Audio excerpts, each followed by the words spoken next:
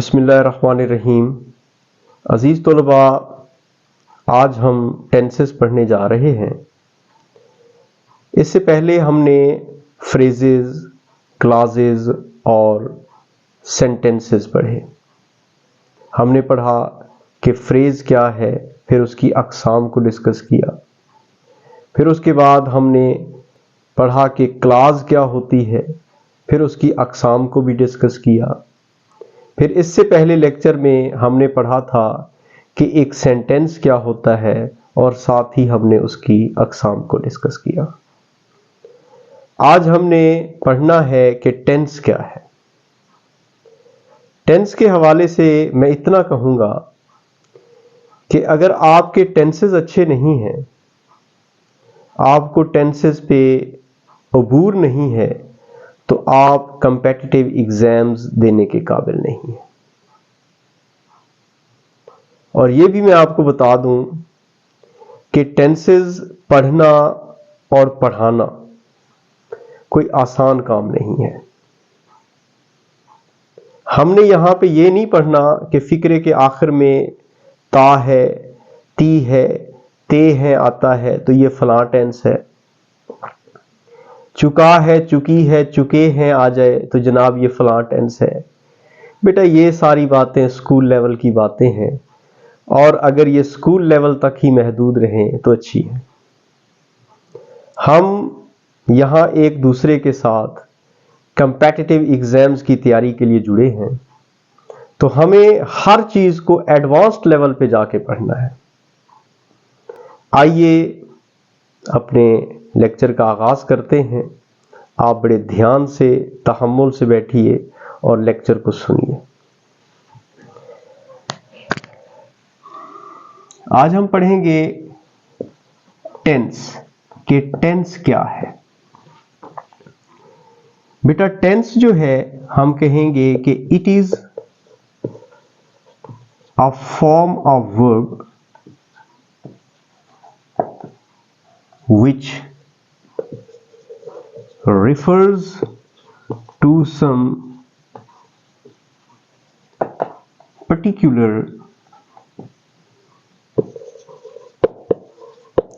point in time.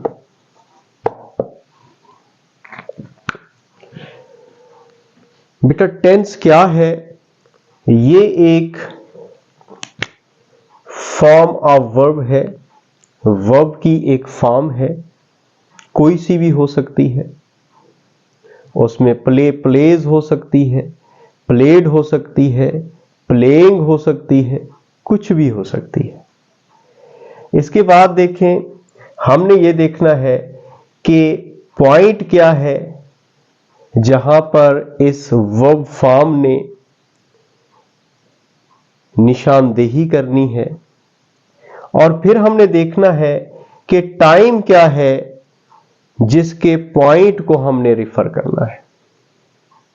आपको बातें थोड़ी मुश्किल लग रही होंगी, लेकिन जब तक हम इनको इन डिटेल नहीं समझ लेंगे, यकीन करें हमें टेंसेस समझ नहीं आएंगे। आइए आगाज करते हैं, देखते हैं कि फॉर्म ऑफ वर्ब क्या है, फिर पॉइंट क्या है, टाइम क्या है। हम एक एक करके इनको समझने की कोशिश करते हैं।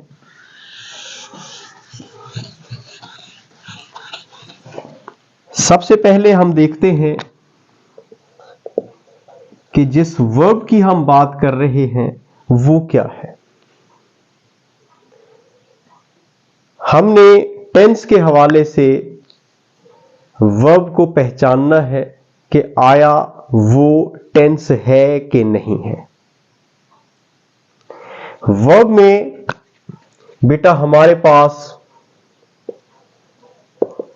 डूइंग फॉर्म होगी,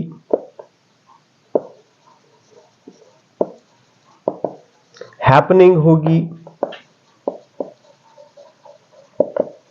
पोजेसिंग होगी, और फिर स्टेट ऑफ बीइंग होगी। मैंने कहा बेटा जब हम वर्ब की बात करते हैं तो उसमें हम डूइंग, हैपनिंग, पोजेसिंग और स्टेट ऑफ बीइंग की बात करते हैं। अब टेंस के हवाले से हमें इनमें से कौन सी फॉर्म ऑफ वर्ब चाहिए और कौन सी नहीं चाहिए, सबसे पहले तो हम ये डिसाइड करेंगे। देखिए,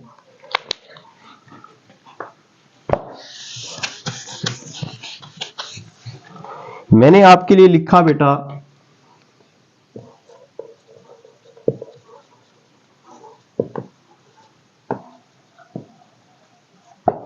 I am playing hockey.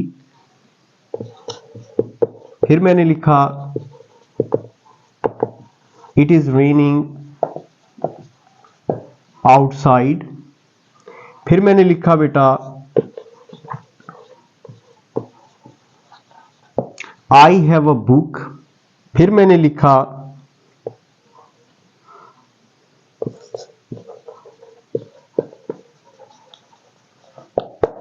I am a student. अब आप थोड़ा सा ध्यान दें बेटा कि इनमें से कौन सी वर्ब जो है वो डूइंग का काम कर रही है, कौन सी हैपनिंग का, कौन सी पोजेशन शो कर रही है और कौन सी स्टेट ऑफ बीइंग है। देखें, हमारे पास ये जो फर्स्ट सेंटेंस है, यहां पे ये जो हमारे पास वर्ब है प्ले, ये डूइंग को जाहिर कर रही है क्योंकि इसका डूअर मौजूद है। हॉकी खेली जा रही है, खेलने वाला कौन है? मैं हॉकी खेल रहा हूं। इसका मतलब ये जो वर्ब है ये डूइंग वर्ब है क्योंकि इसका डूअर मौजूद है। अब नेक्स्ट सेंटेंस को देखें, इट इज रेनिंग। अब ये जो रेन है, क्या इसमें कोई डूअर है? यकीनी तौर पे आप कहेंगे कि सर बिल्कुल नहीं है, क्योंकि ये एक कुदरती अमल है। बारिश का होना एक कुदरती अमल है, ये अल्लाह तबारक व तआला की जानिब से होती है। आपको और मुझको इसके ऊपर कोई इख्तियार नहीं है। ये और बात है कि आजकल मसनूई बारिशें कराई जा रही है, लेकिन हमारा उनसे कोई लेना देना नहीं है। यहां हम जो चीज समझने जा रहे हैं वो ये है कि कौन सी फॉर्म डूइंग को शो करेगी, कौन सी हैपनिंग को। जो अमल कुदरती तौर पे हो रहा होगा वो हमारे लिए हैपनिंग है, और जिसको हम करने की सलाहियत रखते हैं, कुदरत रखते हैं, वो डूइंग है। इसके बाद देखें, मैंने कहा आई हैव अ बुक। यहां पे बेटा ये जो हैव है ये पोजेशन को शो कर रही है। मेरी पोजेशन है एक बुक। बुक जो है उसको हम कहेंगे कि वो मेरी पोजेशन है, वो मेरी ऑनरशिप है। मैं उसका ऑनर हूं, उसका पोजेसर हूं। इसके बाद देखें, मैंने कहा बेटा आई एम अ स्टूडेंट। अब ये जो एम है यहां पे मेरी स्टेट को वाजे कर रही है। अब ना तो इधर कोई एक्शन हो रहा है और ना ही यहां पे कोई एक्शन हो रहा है, तो हमें जो वर्ब फॉर्म चाहिए टेंस के लिए बेटा, उसके लिए लाजिम है या तो वो डूइंग हो या फिर हैपनिंग हो।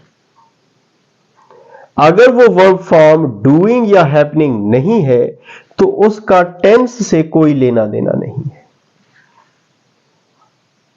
उम्मीद है ये बातें आपको समझ आ रही हैं। तो हमने सबसे पहले वर्ब को डिस्कस किया कि हमें वर्ब कौन सी चाहिए, क्योंकि टेंस के लिए हमें जो वर्ब चाहिए यकीनी तौर पे वो या तो डूइंग होनी चाहिए या फिर हैपनिंग।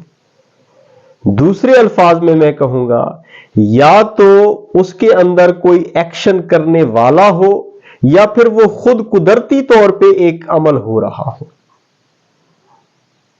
अगर ऐसा नहीं है तो वो वर्ब फॉर्म टेंस की निशानदेही नहीं कर सकती। अब हम देखते हैं कि इसकी फॉर्म क्या है। इसकी फॉर्म्स को देख लेते हैं बेटा।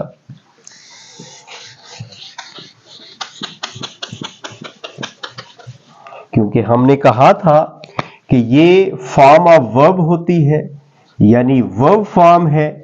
कि जिसको हम टेंस का नाम देंगे। देखिए मैंने लिखा बेटा राइट, फिर मैंने लिखा राइट्स, फिर मैंने लिखा बेटा फिर मैंने लिखा रोट, फिर मैंने लिखा बेटा रिटन, और फिर मैंने लिखा राइटिंग। अब ये वो वर्ब की फॉर्म्स हैं जिनकी हम बात कर रहे हैं कि जिन्होंने एक मखसूस पॉइंट की निशानदेही करनी है वक्त के हवाले से। ये वक्त के एक मखसूस पॉइंट की निशानदेही करेंगी तो ये टेंस कहलाएंगी, अदरवाइज ये टेंस नहीं है। अब यही वो वर्ब फॉर्म्स हैं जिनके बारे में मैं कह रहा हूं कि बेटा यही टेंस हैं। यहां पे हमारे बच्चे कंफ्यूज्ड हैं कि टेंस और टाइम एक ही चीज है। बेटा ये कतान एक नहीं है। टाइम अलग चीज है, टेंस अलग चीज है। टाइम से टेंस जुड़ा हुआ है, ना कि टाइम टेंस से। टाइम अब्सोल्यूट है बेटा, हर चीज टाइम के साथ रिलेशन में है। टाइम किसी के रिलेशन में नहीं है, हर चीज टाइम के रिलेशन में है। यह आपने बात ज़हन में रखनी है। अब जब भी मैं बात करूं कि टेंस क्या है तो आपने कहना है कि सर ये वर्ब फॉर्म है, ये फॉर्म ऑफ वर्ब है जो टाइम के किसी मखसूस नुक्ते की, मखसूस पॉइंट की निशानदेही करेगी। अगर ये टाइम के किसी मखसूस नुक्ते की निशानदेही नहीं करती, वहां पे अपने एक्शन को शो नहीं करती, तो बेटा वो टेंस फॉर्म नहीं है, उसे हम टेंस नहीं कहेंगे। वो पोजेशन भी हो सकती है, वो हमारी स्टेट ऑफ बीइंग हो सकती है, वो हैपनिंग या डूइंग नहीं होगी, जो कि हमें चाहिए टेंस के हवाले से।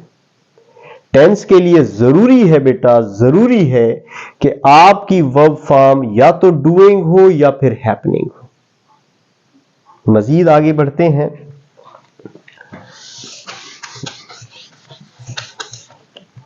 अब मैंने कहा बेटा कि वर्ब की जो फॉर्म्स हैं, देखें मैं एक बार फिर लिख रहा हूं।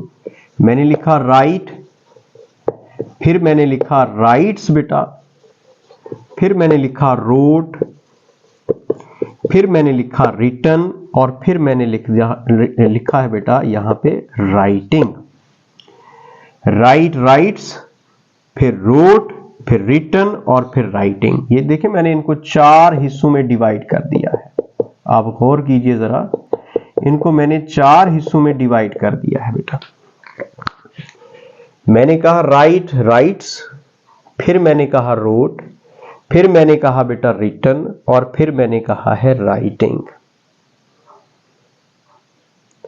अब ये फॉर्म्स ऑफ वर्ब जो है, ये अगर वक्त के किसी मखसूस पॉइंट की निशानदेही करें तो बेटा ये टेंस है, फिर ये टेंस है, फिर ये टेंस है, फिर ये टेंस है, फिर ये टेंस है बेटा। ये और बात है कि इनमें से कुछ अकेले अपने वजूद को बरकरार रखेंगी और कुछ जो है उनके लिए इमदादी फेल की जरूरत पड़ेगी। आप देख लें, ये अकेले इस्तेमाल हो सकती है, ये भी हो सकती है, ये भी हो सकती है, लेकिन इनको हमने इस्तेमाल करना है तो इनके लिए हमें हेल्पिंग वर्ब्स की जरूरत होती है। अब मैं बात कर रहा था बेटा कि टाइम, फिर मैंने कहा बेटा टाइम, टाइम क्या है। अब यहां तक मैंने आपको समझा दिया कि 4 एस्पेक्ट्स ऑफ टेंस हैं, 4 एस्पेक्ट्स ऑफ टेंस हैं बेटा। और टाइम जो है, अभी मैं मुख्तसरन अगर आपको बताऊं तो टाइम जो है इसके 3 एस्पेक्ट्स हैं बेटा, इसके 3 एस्पेक्ट्स हैं। उसमें आपका प्रेजेंट है, उसमें आपका पास्ट है और उसके अंदर आपका फ्यूचर है बेटा, प्रेजेंट, पास्ट, फ्यूचर। और हर टाइम के एस्पेक्ट के लिए हमारे पास 4 एस्पेक्ट्स ऑफ टेंसेस हैं। हर टाइम के एस्पेक्ट के लिए हमारे पास 4 एस्पेक्ट्स हैं टेंस के। अब मजीद जब हम आगे बढ़ेंगे बेटा तो आपको पता चलेगा कि टेंस होते ही 2 हैं, प्रेजेंट और पास्ट। फ्यूचर सिर्फ और सिर्फ कॉन्सेप्ट ऑफ टाइम होता है, यह टेंस ही नहीं होता। आप जैसे जैसे मेरे साथ चलते जाएंगे आपके ऊपर नुकात जो हैं वो आसान होते चले जाएंगे इंशाअल्लाह। आप इनकी बारीकियों को समझने लग जाएंगे। देखें, सबसे पहले अब हम देखते हैं कि टाइम क्या है, क्योंकि टेंस को समझने के लिए हमें टाइम को समझना जरूरी है। टाइम जो है बेटा, इसके लिए मैं यूं कह दूं कि ये 4th डायमेंशन है। ये 4th डायमेंशन है बेटा। अब आप कहेंगे कि सर ये डायमेंशन कहां से आ गया, ये डायमेंशन क्या है? बेटा आपने 9th 10th के अंदर फिजिक्स पढ़ रखी है। डायमेंशन का मतलब होता है रिलेशन। आपने वहां पे पढ़ा कि अगर आपको किसी चीज का एरिया मालूम करना हो तो आपको 2 डायमेंशंस की जरूरत होती है। उसमें आपको लेंथ की जरूरत होती है और साथ ही साथ बेटा आपको चाहिए होता है विड्थ। ये दो चीजें बेटा, एक तो लेंथ और एक विड्थ, एक लंबाई और एक चौड़ाई। एक आपकी डायमेंशन हो गई लेंथ और एक आपकी डायमेंशन होगी बेटा विड्थ। तो इनको इस्तेमाल करके आप किसी का भी एरिया मालूम कर लेते हैं। इसी तरह मेरे बच्चे, अगर आपको किसी का वॉल्यूम चाहिए, आप किसी का वॉल्यूम मालूम करना चाहते हैं तो आपको 3 डायमेंशंस चाहिए। अब आपको लेंथ भी चाहिए, अब आपको विड्थ भी चाहिए और अब आपको बेटा हाइट या उसकी डेप्थ भी चाहिए। तो अब ये आपको 3 डायमेंशंस की जरूरत पड़ेगी। इसी तरह बेटा अगर आप अपने साथ होने वाले वाकयात को रिलेट करना चाहेंगे तो आपको टाइम की जरूरत पड़ेगी, जो कि हमारी 4th डायमेंशन है। डायमेंशन क्या है? सिंपल अल्फाज में हम कहेंगे कि बेटा it is an aspect of relation. ये ताल्लुक जोड़ने के लिए एक पहलू है, एक ऐसी चीज है जो एक चीज का ताल्लुक दूसरी के साथ जोड़ देती है। उम्मीद है मेरी बातें आपको समझ आ रही हैं।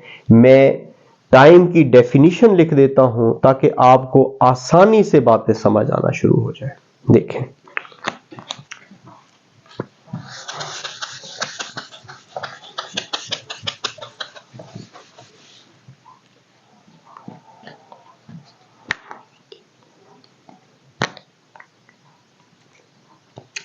बेटा टाइम जो है it is a linear non linguistic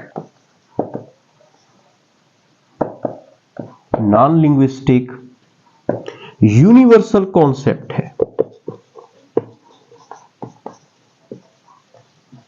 क्या है बेटा? It is a linear non linguistic universal concept.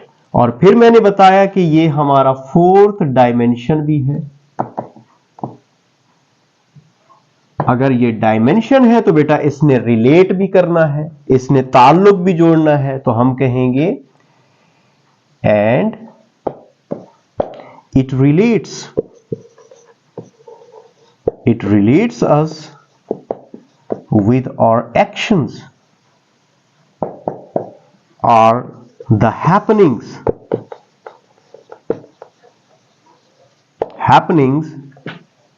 in our surroundings.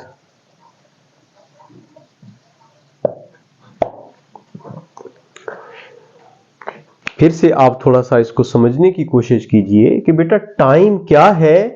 ये एक linear non linguistic universal concept है।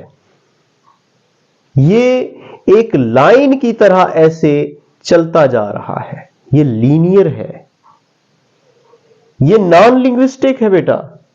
इसका ग्रामर से कोई लेना देना नहीं है। No grammatical rule exists in time. इसका कोई लेना देना नहीं है। It has no relation with time. Grammar की अगर हम बात करें तो ग्रामर का टाइम से कोई लेना देना नहीं है। ये एक स्ट्रेट में चलने वाली एक लाइन की तरह चला जा रहा है बेटा, चला जा रहा है और रुकने का नाम नहीं है। अल्लाह तबारक व तआला ही जानते हैं कि ये कब तक रवां रहेगा, ये कब तक जारी रहेगा। कोई नहीं बता सकता कि कब वक्त जो है वो थमेगा, तो किसी के बस में भी नहीं है। तो बहरहाल ये लीनियर है, नॉन लिंग्विस्टिक है और यूनिवर्सल कॉन्सेप्ट है। इस कायनात के अंदर कोई भी चीज ऐसी नहीं है कि जो टाइम से इन रिलेशन ना हो, जो टाइम से जुड़ी हुई ना हो। Everything in the universe is related with time. दुनिया के अंदर, इस कायनात के अंदर जो भी चीज है बेटा, वो टाइम के साथ जुड़ी हुई है। Only time is absolute, everything else is nothing without time. Time he absolute है, टाइम ही सब कुछ है, बाकी सारी चीजें टाइम के साथ जुड़ी हुई है। अगर टाइम नहीं है तो बेटा कुछ भी नहीं है, फिर हम भी नहीं हैं, आप भी नहीं हैं और हमारे गिरदोनवा में माहौल, ये सारी चीजें नहीं है। आपको मैं एक मिसाल देता हूं बेटा। मिसाल के तौर पे आपके सर के ऊपर से एक हवाई जहाज जा रहा है, आप उसे कैसे देखते हैं? जाहिरी बात है, वो जिस रफ्तार से जा रहा है वो टाइम से जुड़ी हुई है। उसकी जो रफ्तार है वो फाइनाइट है, वो महदूद है। आजकल देखें सुपरसोनिक चीजें आ गई हैं, मिसाइल आ गए हैं जो आवाज की रफ्तार से भी कई गुना तेज हैं। आवाज को हम देखते हैं, महसूस करते हैं, सुनते हैं कि जी ऊपर से कोई चीज गुजर रही है, फिर हम देखते हैं वो तो चीज है ही नहीं, क्योंकि उसकी जो रफ्तार थी वो तो आवाज से भी कई गुना ज्यादा थी। तो बेटा हर चीज टाइम से जुड़ी हुई है। हमें अगर हवाई जहाज नजर आ रहा है तो वो टाइम से इन रिलेशन है, उसकी रफ्तार टाइम से जुड़ी हुई है, वो फी घंटा की रफ्तार से जा रहा है। अगर हम उसकी रफ्तार को इन्फिनिट कर देते हैं, लामहदूद कर देते हैं, तो वो फिर खुद टाइम के अंदर शामिल हो जाएगा, वो टाइम का हिस्सा बन जाएगा और हम उसे देख नहीं पाएंगे। एक कार है मिसाल के तौर पे बेटा, एक कार जो है, आप यहां पे ठहरे हुए हैं, एक कार या एक बस जो है वो यहां से आ रही है, वो आपके सामने से ऐसे गुजर जाती है। आप सोचें आपने उसे कैसे देखा? यकीनी तौर पे बेटा वो कार या वो बस जो थी वो टाइम के साथ जुड़ी हुई थी, वो फी घंटा की रफ्तार से बढ़ रही है आगे। वो अपने हवाले से एक फाइनाइट रफ्तार से जा रही है, महदूद रफ्तार है उसकी, तभी आपने उसको देखा। अगर उसकी रफ्तार को इन्फिनिट कर दिया जाए तो बेटा आप उसको नहीं देख पाएंगे। वो ऐसे आएगी, आपके सामने से गुजर जाएगी और आप उसे देख भी नहीं पाएंगे। मेरी बातों को जो फिजिक्स पढ़ने वाले हैं वो बहुत अच्छे तरीके से समझ रहे होंगे, क्योंकि ये फिजिक्स का एक बहुत अच्छा कॉन्सेप्ट है। तो मैं कोशिश कर रहा हूं एक तालिब इल्म की हैसियत से कि मैं आपको समझा पाऊं। उम्मीद है आप मेरी बातों को समझ रहे होंगे। तो टाइम बेटा एक linear, non linguistic, universal concept है। पूरी कायनात की सारी चीजें, सारे मामलात जुड़े हुए हैं टाइम के साथ। और फिर देखें, ये हमें रिलेट करता है, ये जो टाइम है हमें रिलेट करता है हमारे एक्शंस के साथ। हम जो कुछ करते हैं, हम घर से निकलते हैं, एकेडमी जाते हैं, हम घर से निकलते हैं, बाजार जाते हैं, हम घर से निकले, वो हमारा निकलना उस टाइम के पॉइंट को शो करता है, और फिर अपनी मंजिल तक पहुंचना, फिर वापस आना, ये हमारे ड्यूरेशन को शो करता है बेटा। देखिए सारी चीजें टाइम से जुड़ी हुई है। अब फिर मैंने कहा कि ये हमारे गिरदो नवाह में जो कुछ भी हो रहा है, everything that is happening in our surroundings is also related to time. गिरदो नवाह में हमारे जो कुछ भी हो रहा है वो भी टाइम से जुड़ा हुआ है। अब हमने टाइम को भी देख लिया कि टाइम क्या है। तो अब हम आते हैं पॉइंट की तरफ। के पॉइंट क्या होता है? जिसकी निशानदेही, जिसकी तरफ रेफर करती है हमारी फॉर्म ऑफ वर्ब। देखें, पॉइंट को भी मैं वाज़ेह कर देता हूं, क्योंकि सारी बातें जब तक आप समझेंगे नहीं बेटा, आप टेंस नहीं समझ सकते। हमने यहां ता है, ती है, ते है नहीं पढ़ना बेटा, वो स्कूल लेवल की बातें थी, उसे स्कूल लेवल तक ही महदूद कर दो। देखिए अब हम देखते हैं कि पॉइंट क्या है बेटा। पॉइंट जो है मेरे बच्चे, ये एक डायमेंशनलेस फिगर है। It is a dimensionless figure. अच्छा, डायमेंशनलेस फिगर है बेटा। अब आप कहेंगे कि सर डायमेंशन क्या है? बेटा डायमेंशन मैंने अभी बताया कि ये रिलेशन है जो रिलेट करता है। अब इसका कोई वजूद नहीं है पॉइंट का। आप कहेंगे सर जब उसका वजूद ही नहीं है तो फिर हम उसे पढ़ क्यों रहे हैं, फिर उसने क्या निशानदेही करनी है? बेटा इसका काम सिर्फ और सिर्फ ये है कि ये आपको स्टार्टिंग पॉइंट बताएगा। स्टार्टिंग कब हुई ये पॉइंट बताएगा आपको कि स्टार्ट कब हुआ आपका एक्शन, और फिर ये जब चला आपका एक्शन हुआ, आप कहीं जा रहे हैं या कोई काम कर रहे हैं, तो कब तक आपने किया, ये आपकी ड्यूरेशन हो गई। ये आपके आगाज और इख्तिताम की निशानदेही करेगा। ये आपके एंड और आपके स्टार्ट की निशानदेही करेगा, और बीच में जो आपका टाइम लगा है उसकी ड्यूरेशन बताई जाएगी आपको। उम्मीद है मेरी बातें आपको समझ आ रही हैं। अब मैं दोबारा टेंस की डेफिनेशन लिख रहा हूं। अब आप देखिए कि क्या आपको टेंस से रिलेटेड मेरी बात समझ आई है या नहीं आई है। देखिए मैं दोबारा आपके लिए लिख रहा हूं बेटा।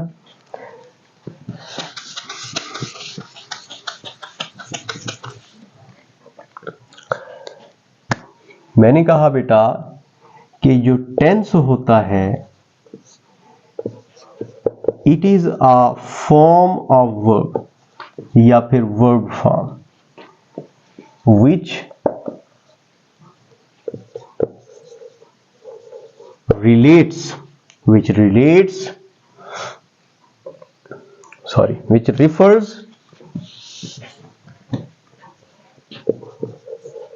which refers to some particular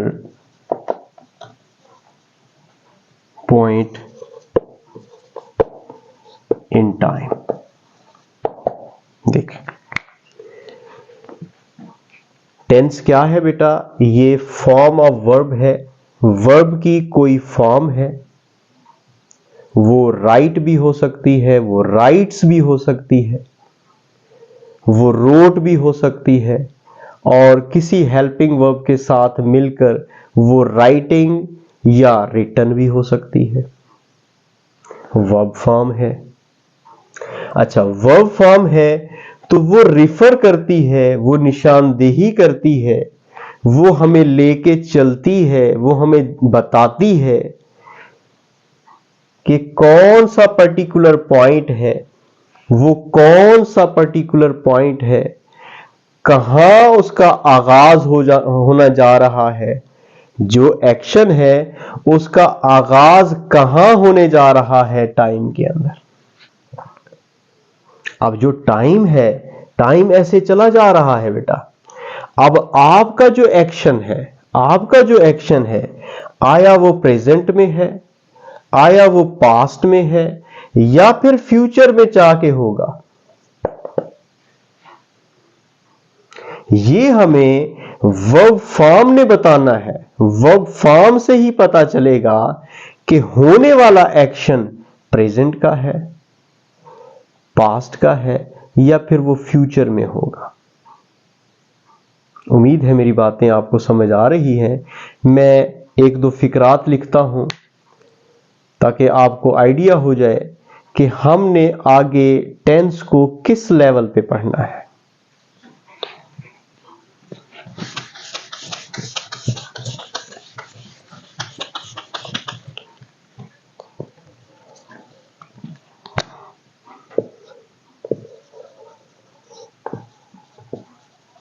मैंने लिखा बेटा I play hockey.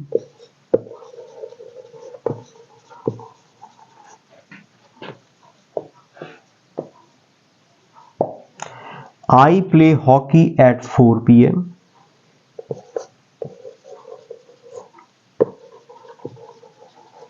I play hockey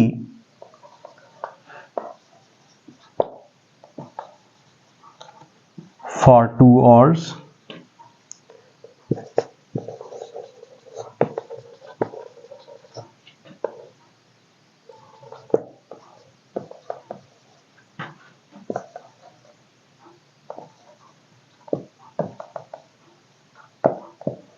फिर मैंने लिखा बेटा I play hockey at 4 p.m. For 2 hours.